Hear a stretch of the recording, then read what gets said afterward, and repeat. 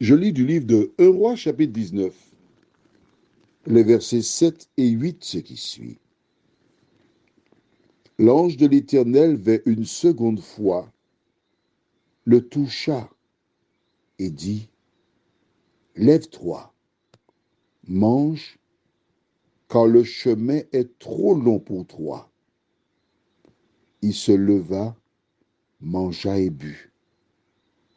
Et avec la force que lui donna cette nourriture, il marcha 40 jours et 40 nuits jusqu'à la montagne de Dieu, à Horeb.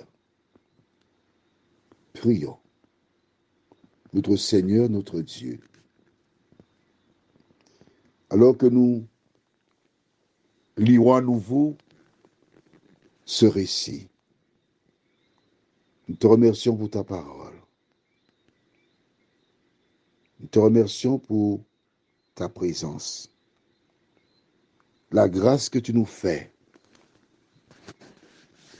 de comprendre ce qui se passe. Merci Seigneur pour ta parole. Au nom de Jésus pour ta gloire éternelle. Amen. Rappelle-toi, hier, Élie s'est endormi. Et la Bible déclare que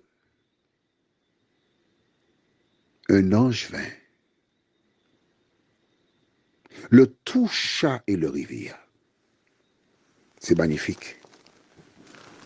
Ça me fait penser à une mère qui désire réveiller ses enfants ou son enfant et qui passe sa main délicatement sur ce dernier.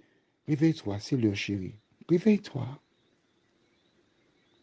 Ça n'a rien à voir avec le service militaire, parce que j'ai été militaire.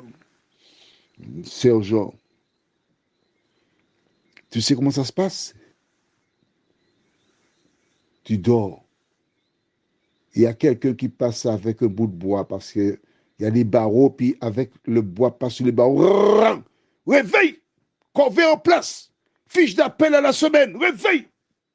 Maman. As-tu obligé de te réveiller?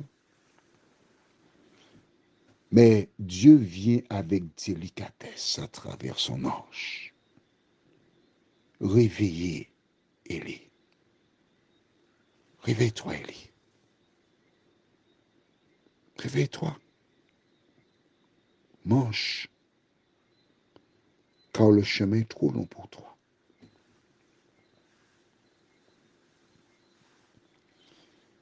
Dans cette alimentation spécifique, Dieu a mis tous les éléments pour fortifier Élie. Vois-tu? Élie était au cours de la vague, dépressif, demandant la mort. Mais là, l'ange lui dit, non, tiens, note qu'à aucun moment, il est question de reproche fait à Élie, hein, pas du tout. Non. Une première fois, il a mangé, il s'est endormi pour la fatigue. Mais la seconde fois, l'ange lui dit pourquoi qu'il doit manger à nouveau parce que le chemin est long. Le chemin est très long. Mange, prends des forces. Il doit aller quelque part. Il ne sait pas, non? Tu ne sais pas où Dieu désire te conduire. Mais à travers la Bible, la parole, ce WhatsApp, il est en train de te nourrir. Il y marcha 40 jours et 48. Il s'est rendu à la montagne de Dieu, le lieu où Dieu rencontre les gens, à Horeb. Prions, notre Seigneur et notre Dieu. Nous savons, parce que la Bible nous dit, que tu as rédigé un projet pour nous. 40 jours, 40 nuits. Un chiffre important parce que Moïse demeura avec Dieu sur la montagne 40 jours. Jésus a jeûné plus tard pendant 40 jours. Et voici cet homme qui était au creux de la vague, qui a été nourri par toi, Seigneur, et qui a été un rendez-vous à la montagne d'Horeb. Merci, Seigneur, de nous rappeler que ce n'est jamais terminé. Quand nous sommes au creux de la vague, c'est à ce moment que tu te manifestes pour nous venir en aide.